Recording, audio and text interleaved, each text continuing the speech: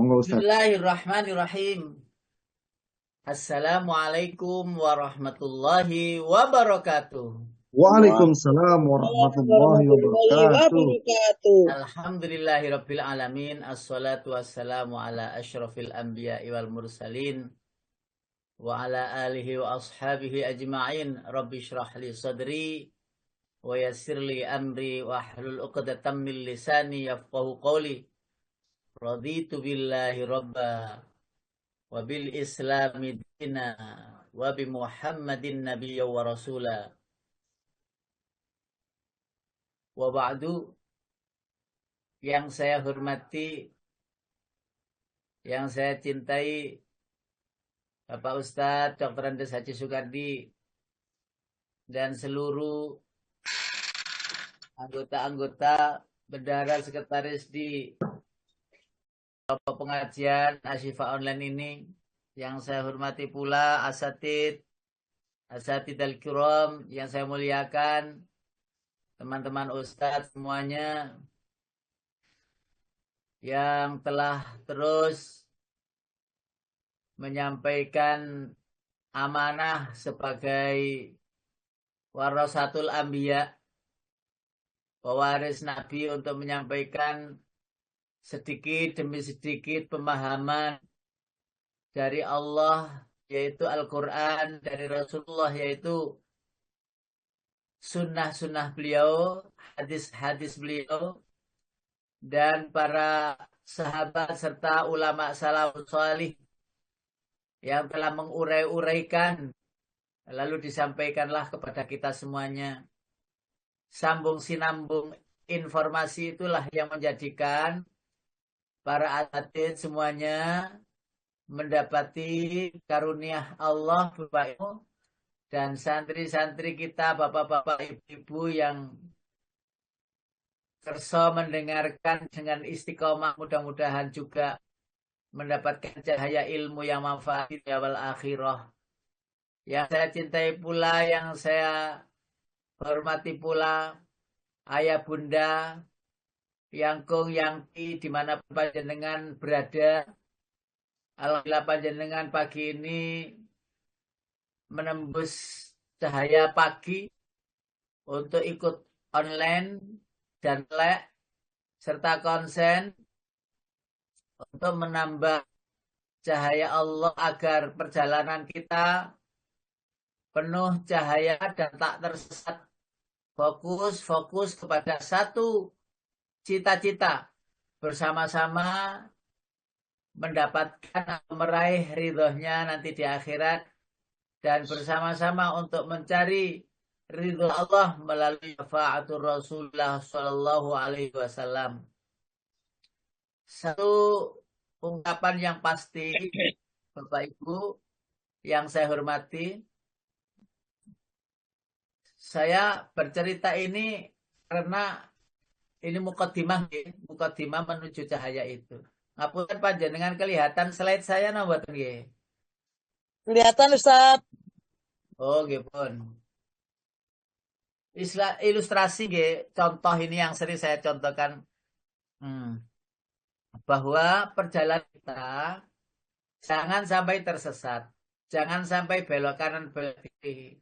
Fokuskan badan, fokuskan hati. Dua-duanya harus sinergi. Ya.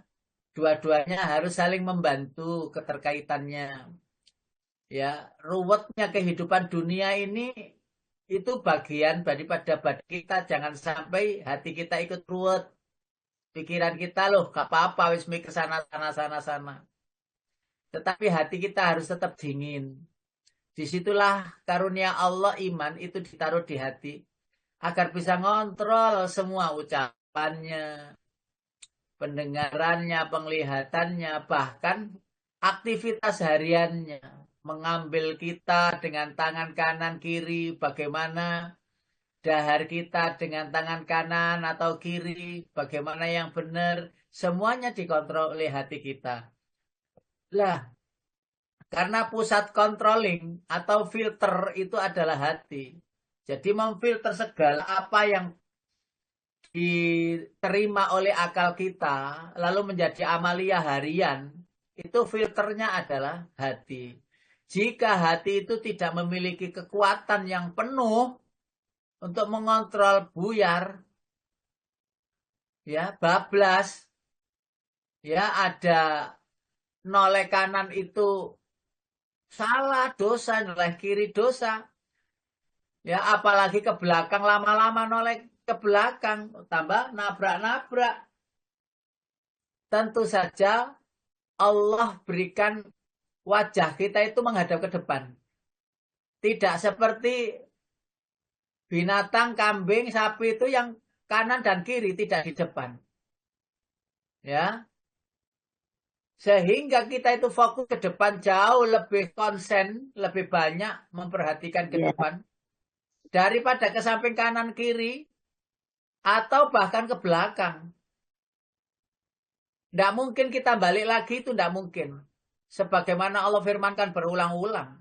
Ya Allah kembalikan saya ke dunia. Loh kembali ke belakang. Ini tidak ada ke belakang. Sudah maju terus. Saya akan memperbaiki amal. Nggak ada, nggak sempat. Juga nggak ada. Sudah selesai. Dunia sudah hancur.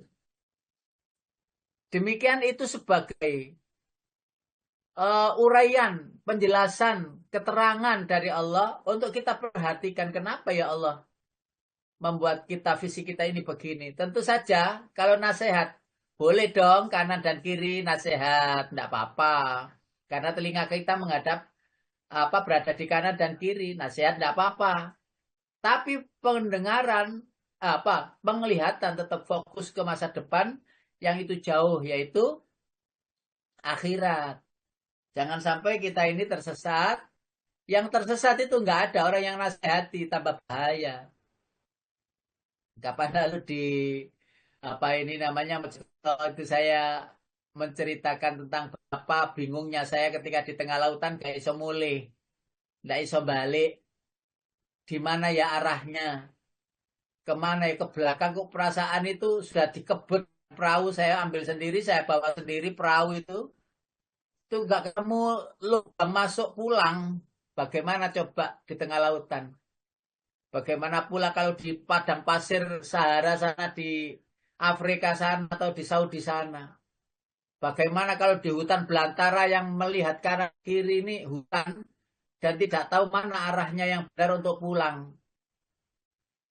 Lalu saya ada perahu lain yang saya tanya pulangnya kemana atau lewat mana pulangnya? Itu yang ada tandanya itu akhirnya saya bisa pulang gara-gara ada orang lewat. Nah, panjenengan ini sebenarnya lewat di dunia ini. Lah panjenengan mungkin ada hal yang tidak diketahui. Lalu tanya di sini ikut nyambung ke Asyifa. Loh, pulangnya kemana? Lewat mana? Ustadz memberitahu sana lewatnya. Harus takwa, harus beriman ya. Jangan sampai iman dan takwa itu tergerus, terdegradasi ya.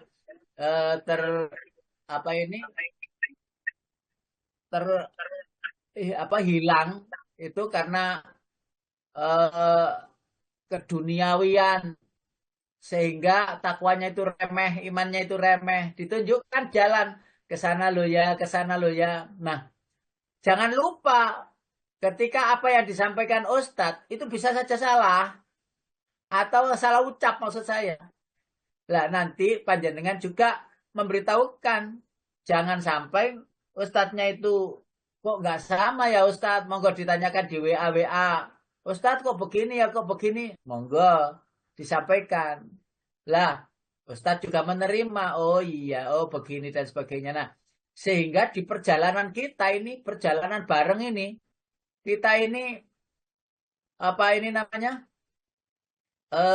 saling tawasau bil haq, tawasau bis sabr.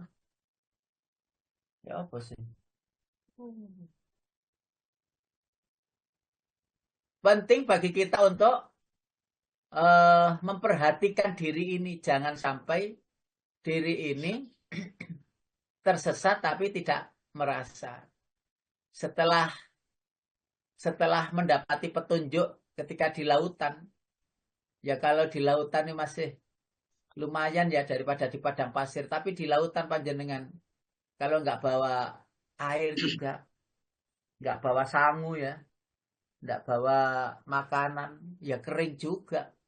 Karena lautan itu sedikit kena angin saja, panjenengan kita bisa gosong karena panasnya dari bawah dan dari atas. Nah, saya membayangkan itulah jika kita itu umpamanya ya naudzubillah di akhirat itu terus tersesat gitu loh, nggak tahu jalan pulang. Nggak tahu jalan pulang, tolak-tolak. Terus ada teman kita dari Asyifa, Bapak Ibu. Loh, ya apa sih Bu? Ya apa sih Pak? Sampai anak Asyifa. Loh, ya kok ya, iki terus pulangnya kemana? Jalannya terus kemana? Di sini loh. Itu namanya syafaat. Itu namanya pertolongan. Dan semua itu akan terjadi jika Allah menghendaki.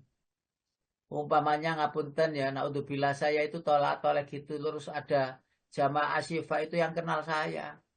Terus dijawel, Pak Mokhtar, loh iya Pak Mokhtar, loh sampean saya itu loh jamaah Asyifa, loh itu sering loh begitu itu, saya itu dijawel di dunia itu loh dijawel, loh saya itu kan ndak hafal anggota semua ya lebih buduwi lah apal kabeh, loh saya itu loh ndak hafal terus ternyata wis premanan ngono wis kaosan, celonoan, pakai capil gitu loh disopo loh kok ero ya, wong wis nyamar kayak ngono loh, loh itu loh.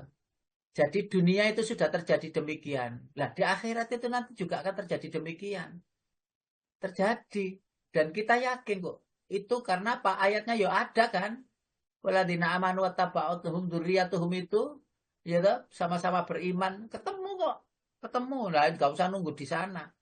Di alam kubur saja dipertemukan kok. Dipertemukan. Terus ya ta'arafuna bainahum, mereka saling berkenalan lagi, saling apa ya? Bincang-bincang gitu. Nah, betapa hal ini harus kita fokuskan, diri ini harus kita fokuskan untuk memperhatikan yang begitu-begitu itu.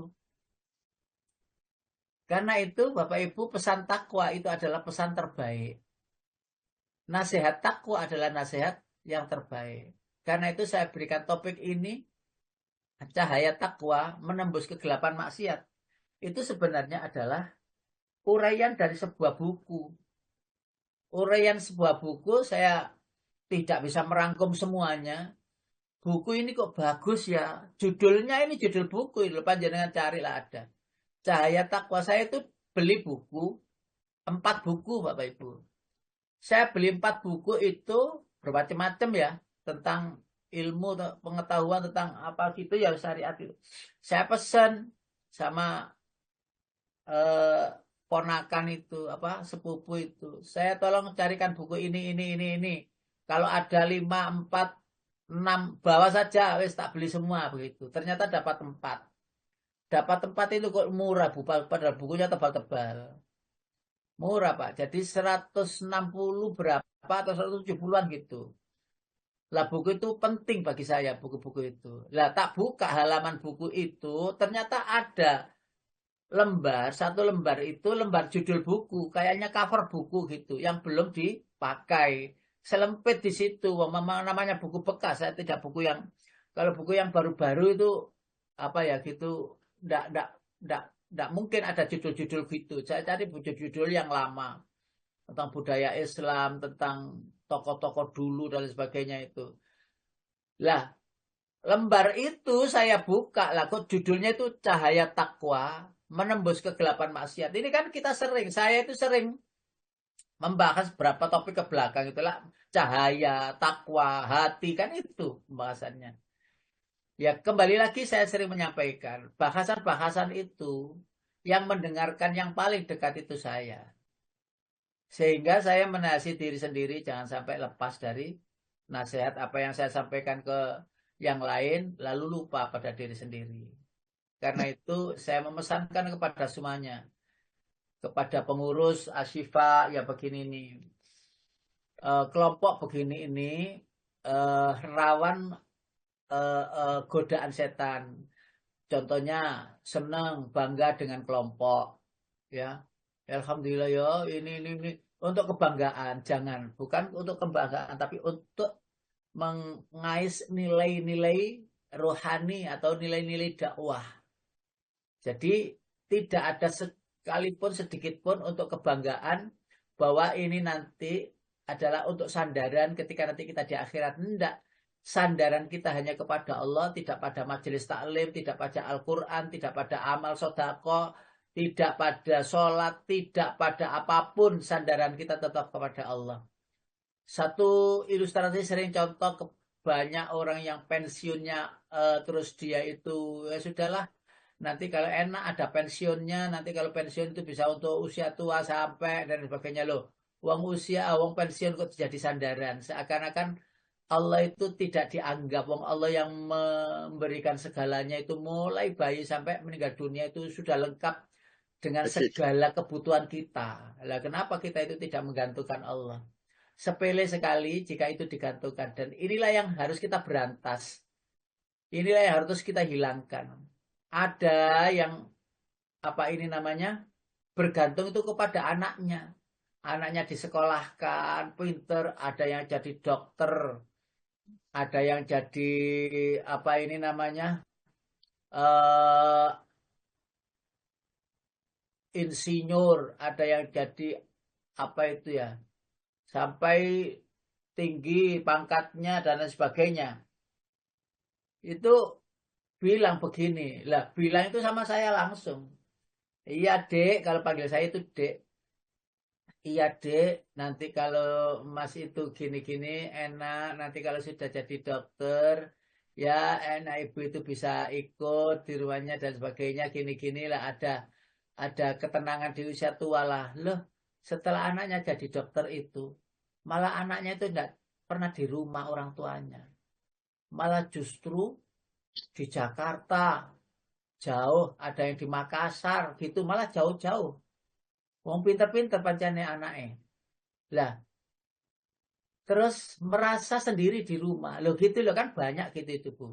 Mungkin 50% apa 70% gitu itu panjenengan. Oh nyatane gak dimeloki anake blas, anake bodoh ucul kabeh. Iya, lah lalu apa yang digadang-gadang, apa yang diharap-harapkan untuk masa tua itu biar bisa apa ini bersama anak-anak, cucu-cucu. Walah putune malah kono sing melu loh. Wong putune melu ku malah ngeramani omah sering diusir kok.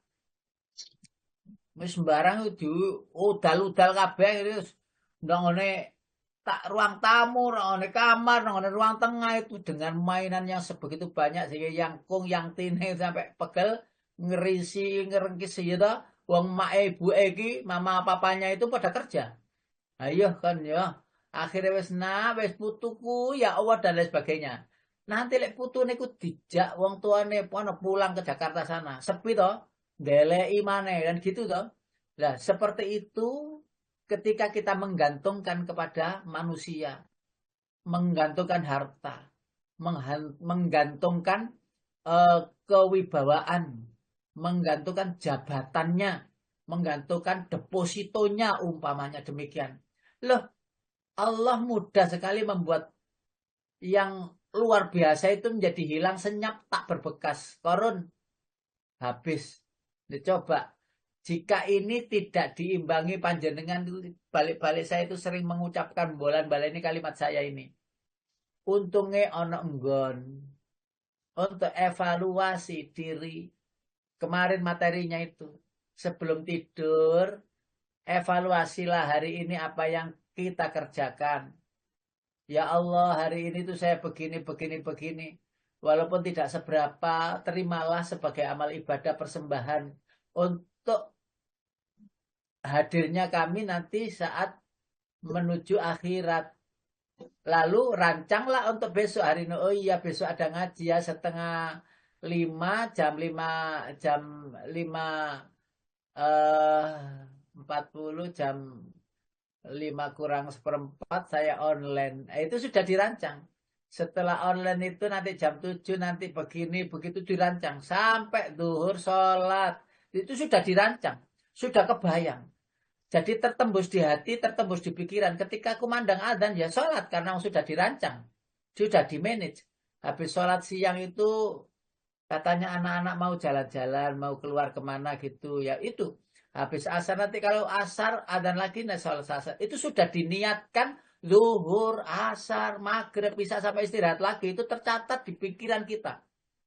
Kalau perlu, nggak males nyatet, dicatat saja. Lalu dievaluasi lagi sebelum tidur. Begitulah. Loh, apa begitu itu anak tuntunan ini? Ya Allah, di Quran itu loh ada. Iqra' kitabaka kafa binafsikal yauma alaika hasiba. Masya Allah. Baik, lanjut. Cahaya takwa menembus kegelapan maksiat ini, saya terinspirasi dari ini.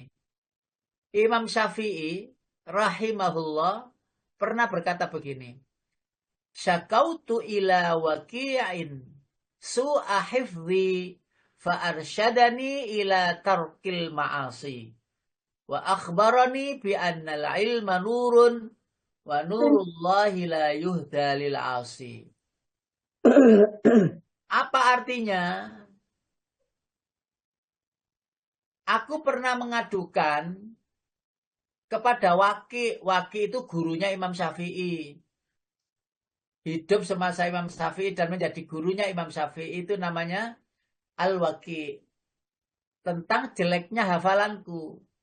Jadi Imam Syafi'i itu menghafalkan itu 9 tahun kan sudah hafal. Tapi untuk murojaah mengingat hafalan yang sudah dihafal itu lupa-lupa terus.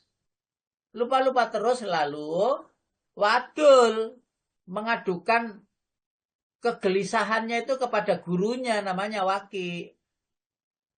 Lalu gurunya menunjukkan untuk meninggalkan maksiat.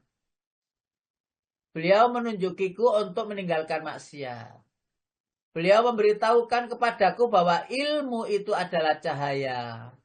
Dan cahaya Allah tidak mungkin diberikan orang yang maksiat. Ini berawal dari ini. Lah kok mendapati judul buku yang tadi itu. Judul buku yang memberikan inspirasi untuk kita berbagi. Untuk kita berbagi. Sing ngomong bukan yang pernah melakukan yang sudah menikmati, bukan. Sama-sama kita sepanjang perjalanan dunia sampai nanti kita kembali satu persatu kepada Allah. Itu ya pesan-pesanan gini adanya. Dan bisa jadi saya yang dinasehati. Saya yang ditambahi ilmunya oleh Allah, oleh penasehat-penasehat dan seterusnya. Karena itu penting bagi kita jangan berhenti untuk saling menasehati dan jangan a priori, jangan jumut, jangan menolak ketika ada nasihat itu datang kepada kita. Dan itu ternyata tercantum di dalam kitab I'anatut Talibin. Mirip dengan ta'limul muta'allim. Ya, syarat bagi orang yang mencari ilmu. Bagaimana saya mencari ilmu? Itu kapan lalu sudah saya sampaikan, tidak perlu saya ulang. Ini Imam Waki, dikenal sebagai maha guru para imam hadis. Termasuk Imam Ahmad bin Hambal juga berguru kepada Imam Waki bin Jarrah dari Kufah. Dia Al-Kufi dari Kufah, Baghdad, Irak. Kita lanjutkan. Kita sekarang membahas lagi tentang cahaya. Yang di dalam gambar itu ada Allahu nurus samawati wal ardh. Dalam Al-Quran, cahaya juga diartikan adalah cahaya Allah dapat diperoleh jika noda atau penghalang dihilangkan. Sekali lagi Bapak Ibu rahimakumullah, ilmu itu cahaya. Maka wadahnya itu harus bersih. Tempatnya itu harus suci. Jika ada saja di dalam hati kita itu kedengkian, kesombongan, ya, kemaksiatan ada di dalam hati, itu tidak mungkin cahaya Allah yang namanya ilmu itu bersarang di situ, menempati di situ. Sehingga belajar itu kok gak iso-iso. Umpamanya anak kita itu belajar gak bisa-bisa. Jangan menuduh anak itu bodoh. Berarti orang tuanya yang tidak menyiapkan diri untuk diberi ilmu. Anak umur PAUD, anak umur SD, sampai kelas 6 laki-laki. Itu kan masih menggantung. Iman tidak tahu, iman itu tidak tahu apa sih iman, apa sih takwa. Banyak-banyak tidak tahu ya, kecuali anak Gaza itu. Saya nggak menyaksikan kehebatan anak Gaza, kehebatan orang tua Gaza. Nah, karena menggantung kepada orang tua, utamanya ibu, maka ketika anak itu sekolah, nah ini parenting, materi parenting. Ketika anak itu sekolah, itu orang tuanya itu harus plong, mendoakan dan bersih. Bersih hati karena mewakili hatinya anak itu. Lah anak itu ya tidak ngerti yang namanya bersih dan tidak bersih, nggak ngerti, wong tidak dibebani oleh Allah kewajiban. Tidak dibebani oleh Allah dosa. Tidak. Karena itu kalau ada anak bermasalah, itu sebenarnya orang tuanya yang bermasalah. Nah, kalau orang tuanya bertaubat membersihkan diri, nanti ikut-ikut sendiri, baik-baik dengan sendirinya. Nah, itu ya. Kalau Ustaz, saya itu ini apa? Sudah tua, sudah umur 70 tahun dan sebagainya dan sebagainya. Loh, panjenengan kan masih punya putra-putri. Walaupun sudah dewasa. Panjenengan kan punya anak cucu yang juga berada di dalam lingkup rumah tangga. Kan ada Rabbi ja'alni muqimas sholati wa min dzurriyyah. Dzurriyyah itu. Itu doanya itu. Anak cucu toh. Iya toh. Ya Allah, jadikanlah kami orang-orang yang mendirikan sholat. Anak-anak kami juga dan cucu-cucu kami juga, anak keturunan kami.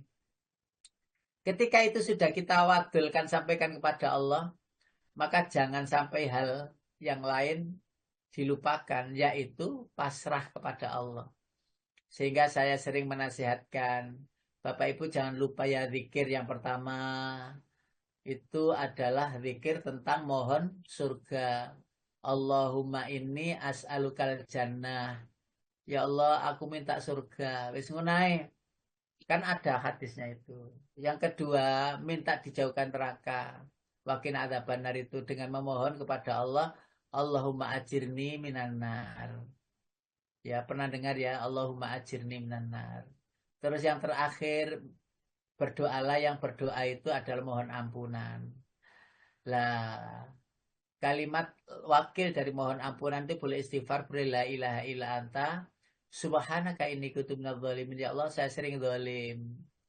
Ya, saya sering berbuat aniaya terhadap diri sendiri. Jadi 3 hal ini ya ditambahkan kalau panjenengan sudah ada rutin meminta ini. Jangan lupa, Allahumma inni as'alukal jannah. Ya Allah, saya minta surga. Allahumma ajirni minan nar.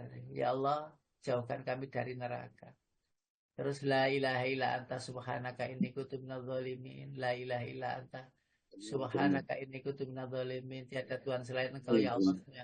Aku itu sering zalim. Aku itu sering zalim. Kalimat-kalimat itu dibaca lantunkan dengan lembut. Panggillah nama Allah. Ya Allah, begitu. Jadi masuk neraka terhindar dari masuk surga terhindar dari neraka. Lalu Allah mengampuni dosa kita karena istighfar. Tidak itu saja. Kalau Rabbana atina fid dunya hasanah, monggo panjenengan tambahkan ki monggo. Tapi itu tidak boleh lupa. Oh, itu Ramadan tok nek dijaluk ya Allahumma inni as'alukal jannah wa apa wa a'udzubika min sakhatika wan nar. Itu bukan doa di Ramadan saja ya Allah. Lele iku doa pas Ramadan to lho. Lah apa ngenteni Ramadan? Ya apa lah kok menit dijupuk ya apa gak konangi Ramadan. Ramadan sudah beberapa saat lagi ya, kapan lalu di-share oleh anggota ya, anggota Ashifa itu bahwa Ramadan kurang sekian hari. Sekarang ini kan sudah masuk Rajab. Iya toh? Apa Rabiul Awal, Rabiul Akhir, Jumadil Awal ya, Jumadil Awal sekarang ya. Jumadil Ula maksud saya. Kalau tidak salah ya tanggal 2 kalau nggak salah. Tanggal 1 ya. Tanggal 1 sekarang ini Jumadil Ula. Kalau tidak salah tanggal 1. Jadi sudah Jumat Tsani, terus Rajab, Sa'ban, Ramadan. 3 bulanan lagi. 4 bulan gitu. Ramadan lagi ya Allah. Ramadan lagi. Masya Allah. Yang kedua, cahaya Allah akan membuat dunia tampak lebih jelas, lebih berarti dan lebih bermanfaat. Itu cahaya Allah. Jadi cahaya Allah yang berupa iman dan takwa itu manfaatnya besar di dunia ini.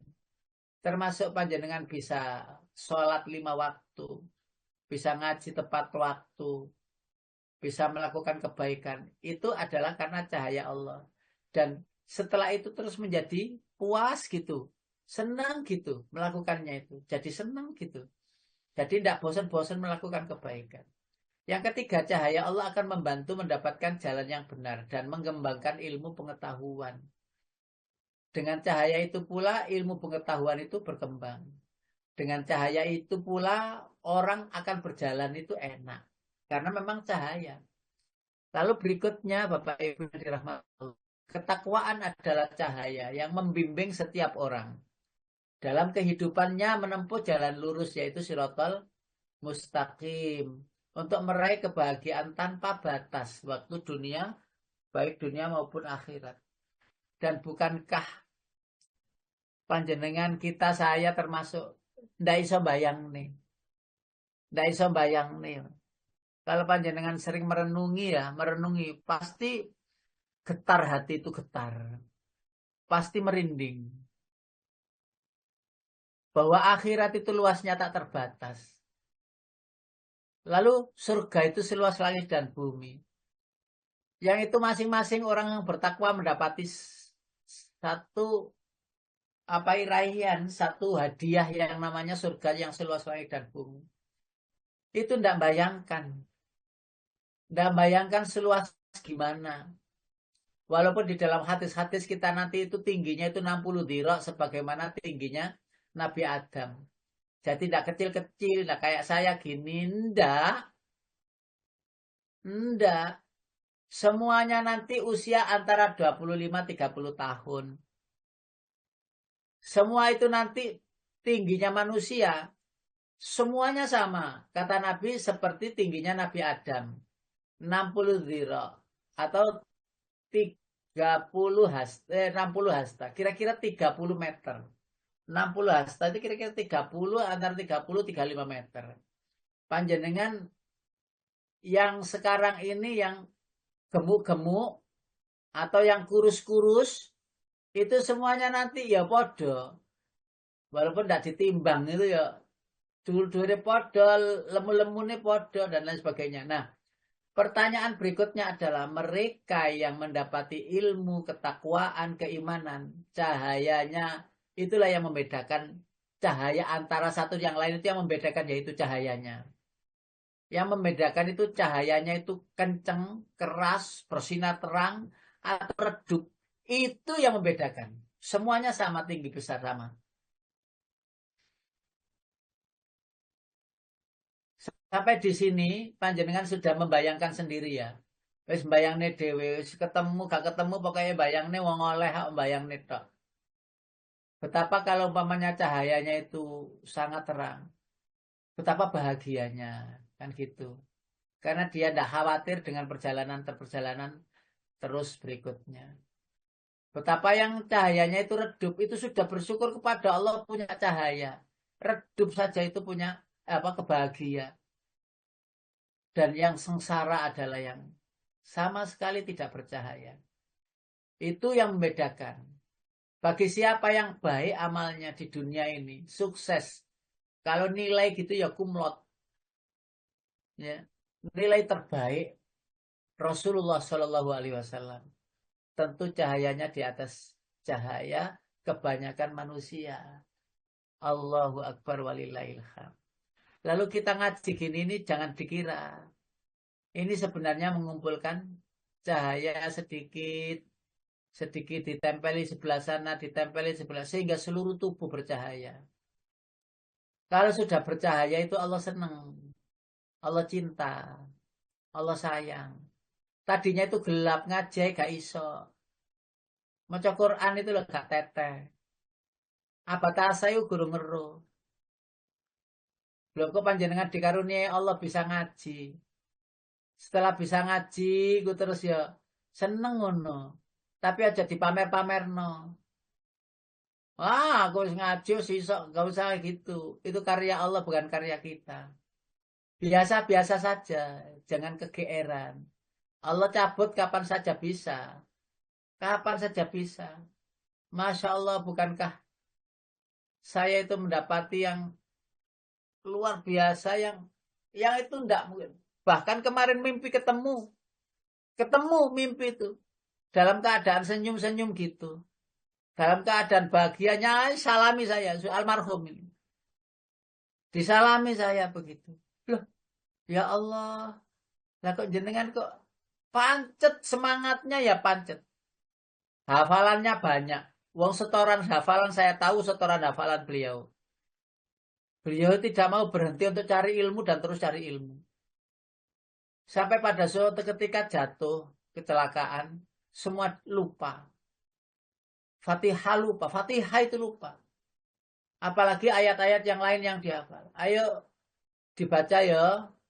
Idza waqa'atil waqi'ah mun gak iso terusne. Padahal apal mau saya tahu apal kok. Wong hafalan itu pamit sama saya kok. Loh, Allah itu gampang sekali menghilangkan yang tadinya hafal jadi hilang itu. Allah juga bikin mudah yang tadinya tidak hafal jadi hafal. Allah buat orang itu istimewa di sisinya, Allah mampu.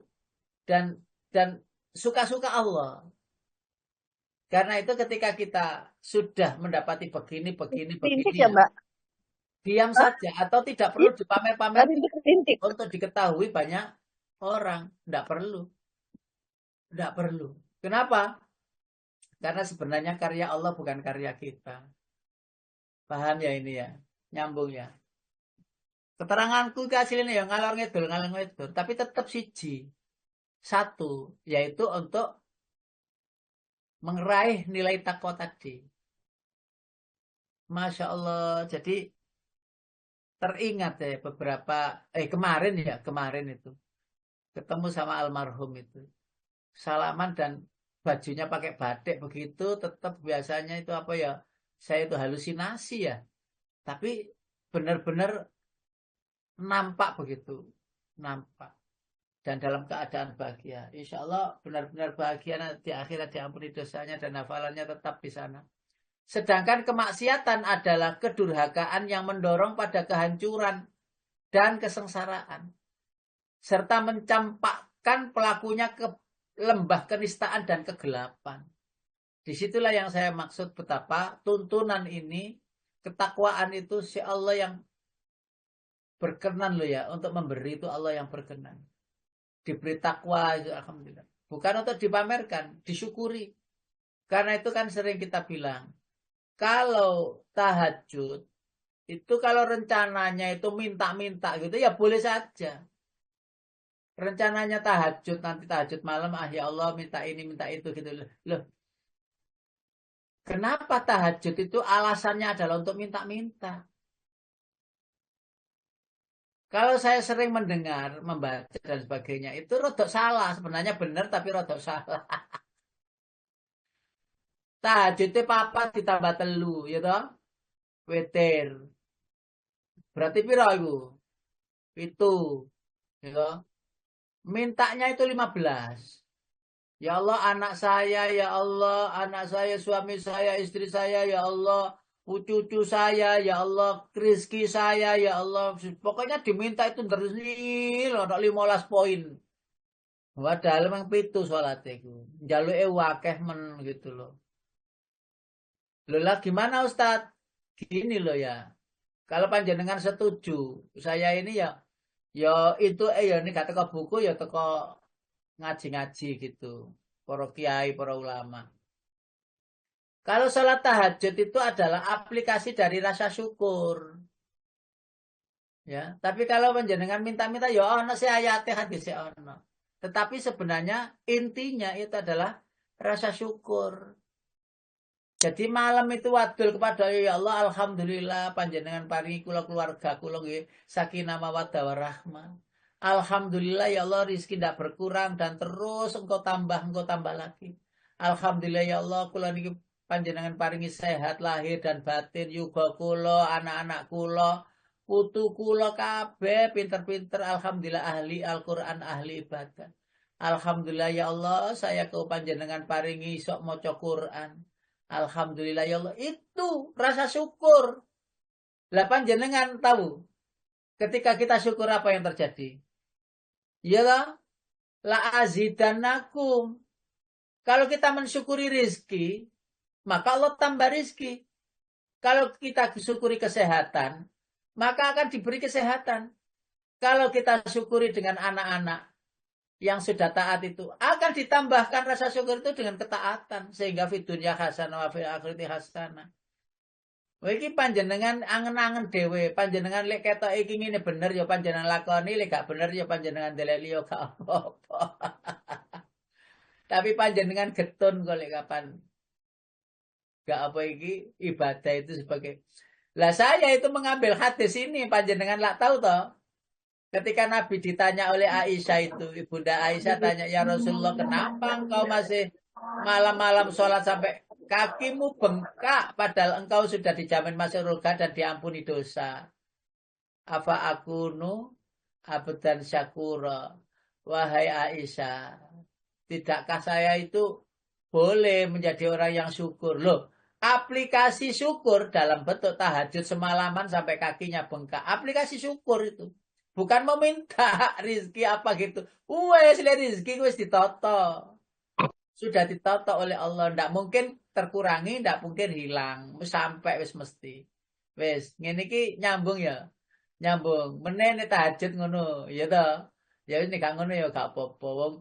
Wong ini keterangan ya. Panjenengan pilih yang mana yang sudah masuk pada poin materi agama apa yang masih dasar SD, SMP atau yang sudah ini tingkat apa ini tingkat bahasanya itu ya tajrid ya, bahasanya itu tingkatannya sudah tajrid dalam ilmu Ibnu Athaillah ya, ada tingkatan asbab, ada tingkatan tajrid kan gitu ya, saya pernah baca itu.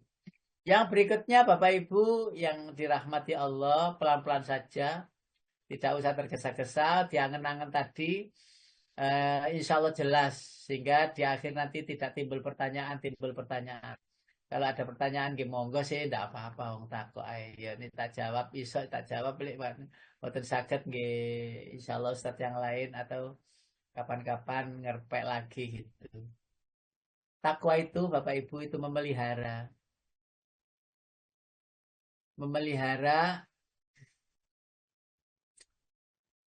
apa ini namanya ikatan kita, hablum minallah kita, memelihara dengan baik.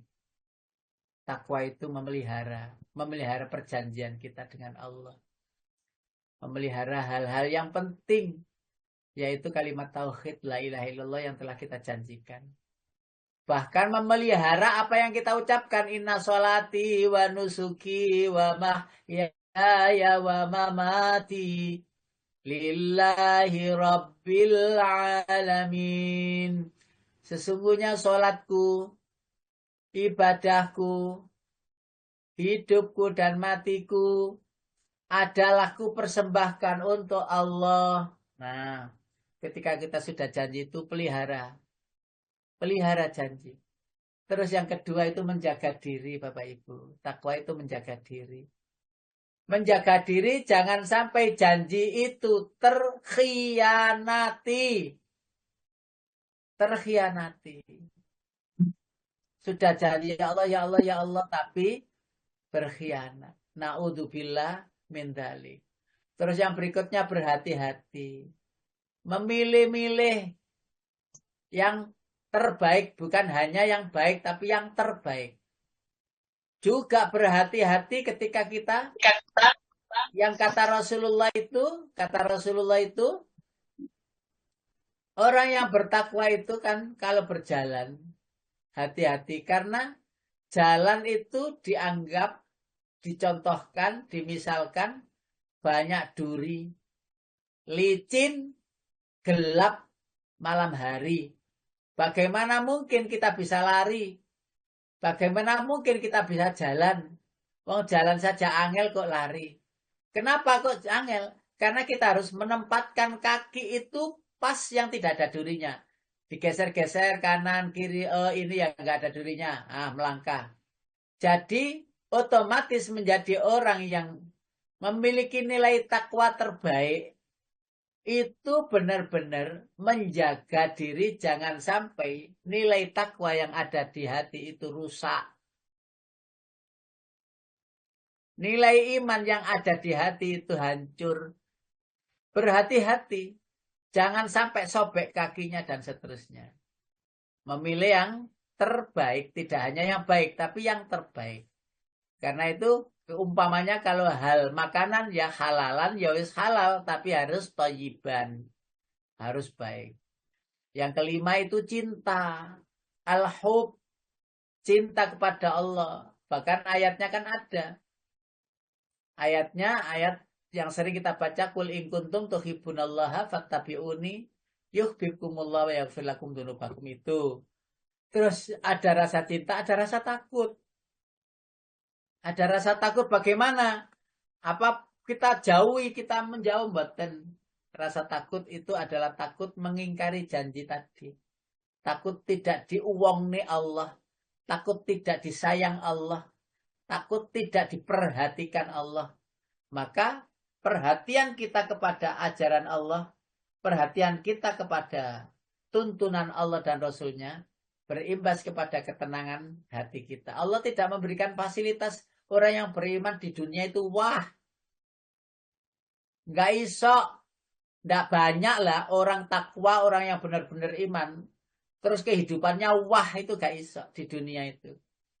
Dan orang yang beriman harus tahu, dunia sementara tempat transit yang nanti kalau sudah pesawatnya berangkat jangan sampai ketinggalan.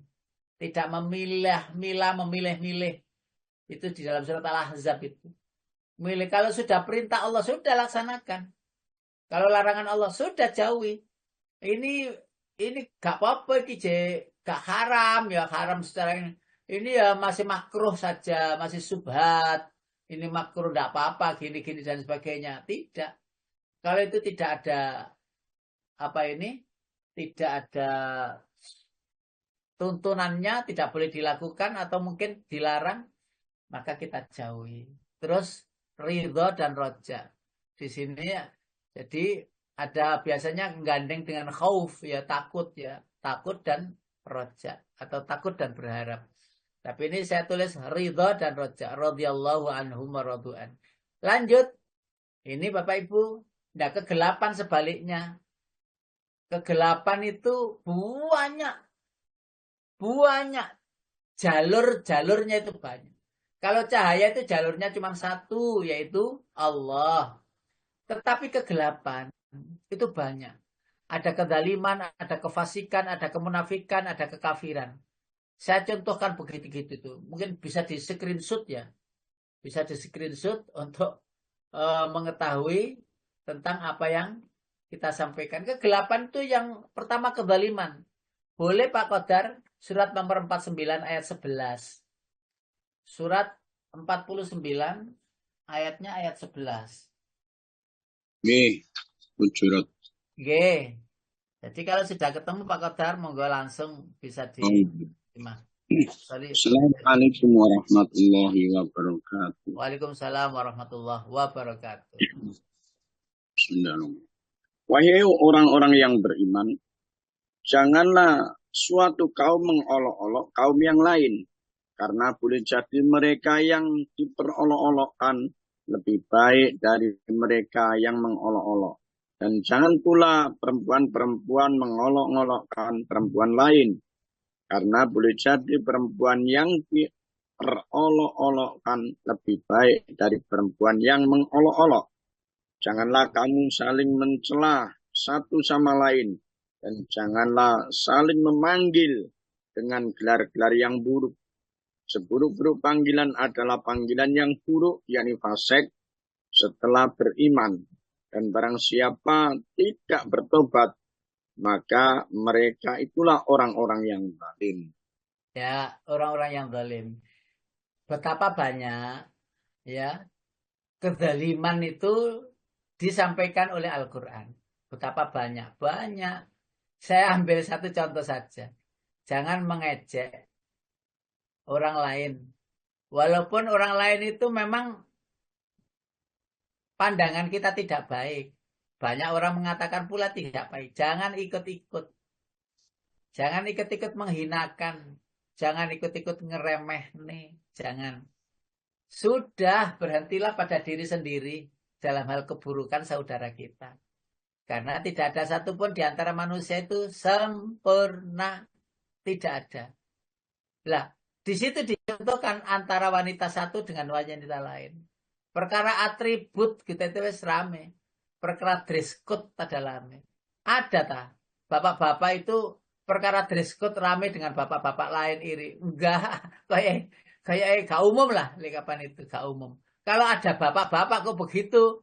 Berarti ketularan ibu-ibu itu. Aduh. Jadi hal seperti ini hendaknya kita jauhi. Asa ayyakunu khairam minhum. Wala nisa'um min nisa'in asa ayyakunna khairam minhun. Bisa jadi orang yang kita remehkan tadi lebih baik. Dulu pernah saya contohkan, Bapak Ibu, panjenengan lek iso ngaji ngene iki, aja ngremehne sing gurung iso ngaji. Panjenengan wis iso tahajud, aja ngremehne sing gurung iso tahajud. Panjenengan wis iso poso sunah, aja ngremehne sing gurung iso poso sunah. Karena bisa jadi orang yang tidak puasa itu karena masalah pada dirinya. Bisa jadi orang tidak bisa tahajud itu karena besok pagi harus mencari maisha untuk keluarganya, perlu istirahat. Bisa jadi orang yang tidak bisa ngaji itu karena kesibukannya, karena keadaannya dan lain sebagainya sehingga belum bisa ngaji. Bisa jadi Allah jadikan nanti kalau sudah longgar waktu, ya Allah panggil untuk hadir, datang dan mengkaji dan seterusnya. Lalu bisa ngaji, lalu meninggal dunia. Nah, kita yang sering meremehkan jadi masalah. Justru apa yang kita lakukan semuanya nol karena kita banding-bandingkan dengan apa yang ada pada diri orang lain. Naudzubillah min dzalik. Lalu yang kedua itu kefasikan. Itu juga gelap. Fasik itu gelap. Kalau zalim itu ya kalau gambarnya di situ ya ada apa tuh namanya? Ada buah apa sih itu namanya tuh Pak? Bu? Buah Apukat itu, Ustaz. iya, apukat ya. Lo kata ngomong apukat kok angel mentoh. Padahal ya wes betul loh. Buah apukat yang bagus dengan yang tidak bagus. Lho kok iso lho milih ku api, tekan omahe ku elek-elek. Iso lho milih ku apukat, tekan omahe ku yang mulus-mulus itu tadi ya kasar-kasar. Lah kayak gitu kezaliman. Itu saya contohkan gitulah. Ya, sing apik didelikne, sing elek didudune. Mula-mula yang bagus ditunjukkan, yang jelek disimpan loh dan seterusnya. Kefasikan kita bisa buka surat Al-Hasyr surat 59 ayat 19. Di situ ada ayat berbunyi panjenengan sudah hafal. Wala takunu kalladzi nanasullah fa'ansahum anfusahum ulaika humul fasiqun. Monggo diterjemah. Dan janganlah kamu seperti orang-orang yang lupa kepada Allah sehingga Allah menjadikan mereka lupa akan diri sendiri. Mereka itulah orang-orang fasik. Mereka itulah orang-orang fasik. Jadi orang fasik itu melupakan Allah. Maksudnya melupakan perintah Allah.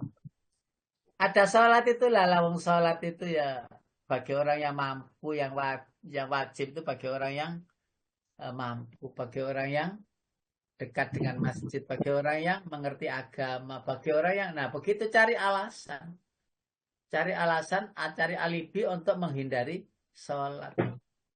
Jadi apa yang dia ketahui yang semestinya dilakukan, tidak dilakukan. Ngeremeh nih. Yaitu orang yang fasik. Orang yang Islam loh Pak fasik itu. Bukan orang kafir, kafir beda lagi. Orang Islam yang tidak mau melakukan ibadah-ibadah agamanya. Ngeremeh nih. Ya. Disitulah kehidupannya akan diremehkan. Mungkin sukses di dunia, mungkin. Tapi hatinya kosong. Hatinya resah gelisah. Nampak di luarnya senyum-senyum. Ya, tetapi di dalam hatinya, Allahu Akbar. Yang ketiga, kemunafikan.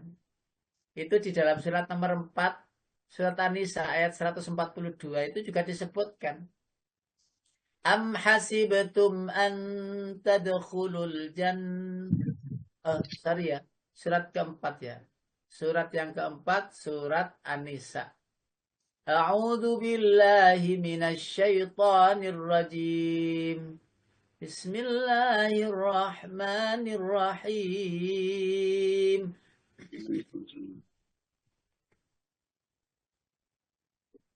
Iya syai'a. Walillahi ma fis samawati wa ma fil ardh.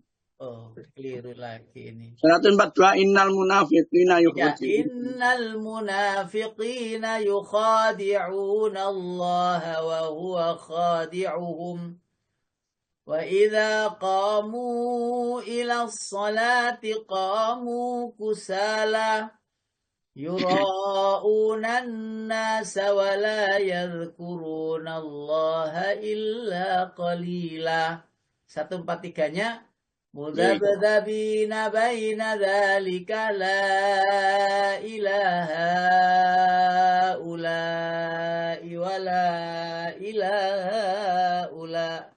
Wa man yudlilillahu falan tajida lahu sabila. Iya Pak Qadar. Sesungguhnya orang munafik itu tidak menipu Allah, tapi Allah lah yang menipu mereka. Apakah mereka berdiri untuk sholat? Mereka lakukan dengan malas. Mereka bermaksud riya, ingin dipuji di hadapan manusia.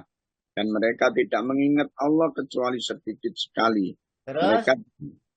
Mereka dalam keadaan ragu antara yang demikian, yakni iman atau kafir. Tidak termasuk kepada golongan ini orang beriman dan tidak pula kepada golongan itu orang kafir. Barang siapa dibiarkan sesat oleh Allah, maka kamu tidak akan mendapatkan jalan untuk memberi petunjuk baginya. Baik. Bukankah kalau sudah tidak punya jalan itu gelap? Itu kegelapan. Jadi dia sudah nggak bisa membedakan lagi yang baik itu mana, yang buruk itu mana, nggak bisa membedakan.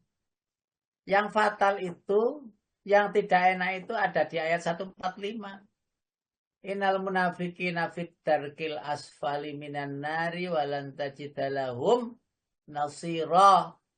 Orang munafik itu di neraka paling bawah dan tidak mendapatkan pertolongan. Saya beri gambar demikian itu bukan ya sekedar ilustrasi saja. Manis-manis di muka, di belakangnya kecut, gitu. Mukanya bertopeng, oportunis, ya. Kelihatannya ramah-ramah, tapi sebenarnya ada di dalam hatinya kemunafikan. Lalu Allah menyampaikan lagi di dalam ayatnya, yaitu perihal kegelapan yang menimpa orang kafir. Kekafiran itu adalah masuk dalam kegelapan. Yang Allah firmankan di dalam surat Al-Ma'idah surat kelima. Ayatnya ayat 73. A'udzu billahi minasyaitonir rajim.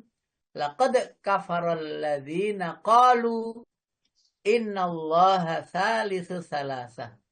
Wa ma min ilahin illa ilahu wahid. Wa illam yantahu amma yaquluna la yamassanna alladzina kafaru minhum adzabun alim. Silakan diterjemahkan, Pak. Sungguh telah kafir orang-orang yang mengatakan bahwa Allah adalah salah satu dari yang tiga. Padahal tidak ada Tuhan yang berhak disembah selain Tuhan yang Esa. Jika mereka tidak berhenti dari apa yang mereka katakan, pasti orang-orang kafir di antara mereka akan ditimpa azab yang pedih. Ya, jadi 4 simbol kegelapan. Kezaliman, kefasikan, kemunafikan, kekafiran. Bahkan kata ini itu disampaikan di surat yang lain, di surat An-Nisa itu. Siapa-siapa yang tidak berhukum, surat Al-Maidah ya, siapa-siapa yang tidak berhukum kepada Al-Quran, maka kalau tidak disebut fasik, kafir, ya zalim. Nah, itu berarti mereka mendapati kegelapan, tidak bisa lagi membedakan yang benar dan yang salah. Yang berikutnya, para jemaah yang saya hormati, jenis kekafiran, itu sudah tadi dibaca. Jenis kekafiran yang lain, ayat 150, ya 150, satu yang paling ya sebagai penandas surat An-Nisa ayat 151, ulaika humul kafiruna haqqa wa a'tadna lil kafirina adzaban muhina. Itu sebenarnya jawaban dari ayat 150. Jawaban dari surat 151 ayat 151 surat An-Nisa nomor 4 itu mulai ayat 150, jawabannya di ayat 151. Monggo diterjemahkan Pak Qadar 150 dan 151. Oke.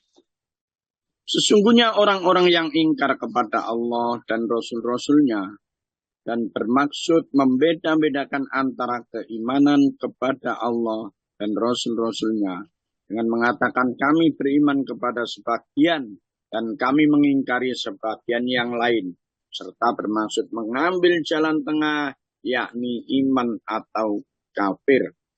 151. Mereka lah orang-orang kafir yang sebenarnya, dan kami sediakan untuk orang-orang kafir itu azab yang menghinakan. Menghinakan. Kenapa? Jadi dianggap kafir jika ada orang yang mengimani sebagian yang lain diingkari. Jadi tidak begitu. Kalau sudah itu dari Allah dan Rasulnya, samina wa ata'na. Lanjut, 5 menuju takwa. Bagaimana Bapak Ibu kita menuju derajat takwa? Yang pertama, mu'ahadah. Ingat, janji kepada Allah. Ya, inna sholati wa nusuki dan seterusnya. Ingat janji kepada Allah, asyhadu an la ilaha illallah Muhammad Rasulullah. Ingat janji itu. Yang kedua, mujahadah, bersungguh-sungguh. Karena sudah janji kepada Allah dan ingin berjumpa dengan Allah dan fokus. Fokus Bapak Ibu. Fokus kemana? Fokus satu tujuan, berjumpa kepada Allah. Berjumpa Allah dalam keadaan diridhoi. Perkaranya nanti kalau sudah Allah ridho, surga akan kita dapati. Tetapi kalau kita cari surga, ini katanya MHI Najib. Itu surga, itu Allah. Wes berpana surga sing mbok deleki surga. Guyonane MHI Najib. Karena engkau mencari surga ibadamu itu, ya surga itu kamu dapat.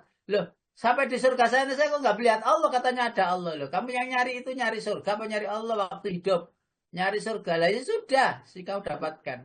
Bagi orang yang mencari Allah, maka akan mendapatkan semuanya. Disitulah sandaran. Lumayan, kalimat itu sebenarnya kelakar ya, kelakar. Tetapi masuk sebenarnya, masuk. Saya sedikit setuju dengan itu. Sungguh-sungguh dan panjenengan sudah tahu ayatnya kan? Ayo toh. Am hasibtum an tadkhulul jannata walamma ya'lamillahu alladziina jahadu. Ya kan? Mujahadah. Jadi sungguh-sungguh. Sudahlah Malaysia loro-loro sakit-sakit. Nggak apa-apa, memang di dunia ini tempatnya begitu. Udah nggak usah mengeluh, banyak mengeluh. Karena memang sudah jatahnya di dunia. Sifat asli dunia yaitu tempatnya mengeluh, tempatnya sakit, tempatnya dibully orang. Dan memang di dunia itu tempatnya. Nah, siapa-siapa yang berbekal takwa, ia tetap tersenyum asli loh ya. Bukan tersenyum karena kecut. Hati pun juga tersenyum karena ada takwa. Karena apa? Satu fokus kepada pencapaian yang namanya radhiyallahu anhum wa radu'an. Yang ketiga adalah muraqabah. Merasa diawasi Allah, merasa dekat dengan Allah. Kalau sudah merasa diawasi Allah itu sungkan. Mau berkata tidak baik itu sungkan. Nggih Pak Kodan nggih. Malu. Dia tidak ada siapa-siapa, tidak ada siapa-siapa loh. Ada para malaikatnya dan Allah menjaga, melihat kita dan seterusnya. Jadi dikira tidak ada siapa-siapa, ada siapa-siapa. Muraqabah inilah yang menjadikan diri kita ketika nanti sendirian di rumah, tidak ada yang merawat dan sebagainya. Tetap tenang, tetap nyaman. Nggak ada rasa takut sama sekali. Karena wahuwa ma'akum aina makuntum. Allah ada dimanapun kalian berada, kata Allah demikian. Lalu muhasabah yang tadi, introspeksi diri, sudah saya sampaikan. Lalu yang berikutnya yang kelima adalah mu'aqabah, penerapan sanksi diri. Saya ya kalau enggak ini begini. Saya kalau jadi sanksi sudah kita berikan sendiri. Lah makanya surat Al-Isra tadi ada Iqra kitabaka kafa binafsikal yauma 'alaika hasiba. Bapak Ibu yang dirahmati Allah, itu yang bisa kita kaji pagi hari ini. Tetap semangat, mudah-mudahan sukses hidup kita, hidup anak-anak kita, hidup anak cucu kita, termasuk yang akan mantu. Insya Allah sukses lancar. Pak Kodar, Amin, lancar ya Pak Allah, Kodar. amin. Pak Alwi, lancar Pak Alwi. Insya Allah Ustadz Abdullah Wahid juga. Masya Allah. Mudah-mudahan anak-anaknya semuanya bahagia, sakinah, mawaddah warahmah fid dunya wal akhirah. Amin ya rabbal alamin. Amin ya Allah. Saya kembalikan Pak Edi, monggo Pak Edi. Terima